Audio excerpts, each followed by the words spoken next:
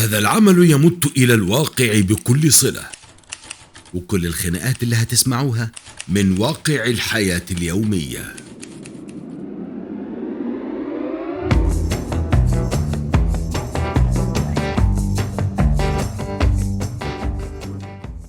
أنا عايزة أتجوز.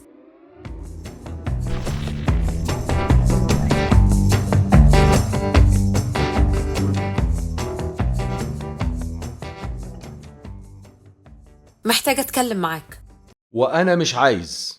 خلينا نتكلم في أي حتة بعيدة عن البيت. ولا بره ولا جوه، انت الكلام معاكي ما منوش فايدة. بالذمة أنت راضي عن طريقتك معايا؟ ما تقولي الكلام ده لنفسك. أرجوك ارحمني، أنا ما بقتش عايشة، أنا بموت كل يوم. أنت عايز تقتلني بالبطيء. والله انا مستغرب، انت عايزة ايه بالظبط؟ إحنا بعدنا قوي، أنا بقيت حرفيا عايشة لوحدي. ومين سمعك؟ ده انا حتى بفكر اتجوز. وأنا أعمل إيه؟ أتجوز أنا كمان؟ انت اتجننتي؟ في ست تقول لجوزها كده؟ انت اكيد حصل في مخك حاجة.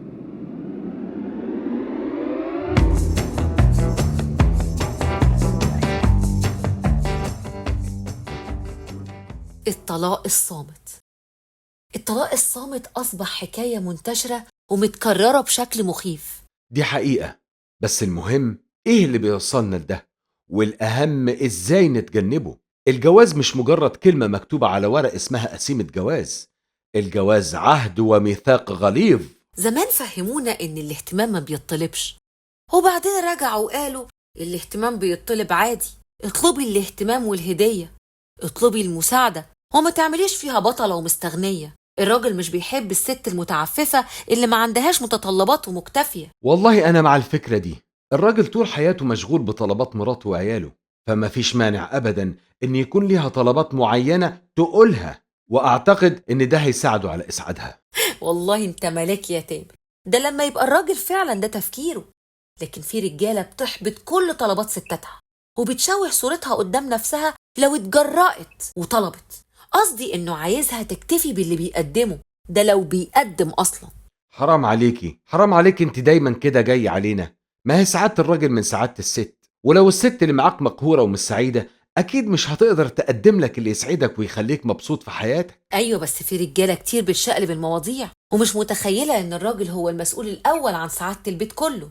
وليه يحصل ده من الأساس؟ إحنا متجوزين عشان ننبسط ونكون عيلة سعيدة، وده عمره ما هيحصل إلا لما نلبي احتياجات بعض، أو على الأقل يبقى عندنا نية حقيقية لده.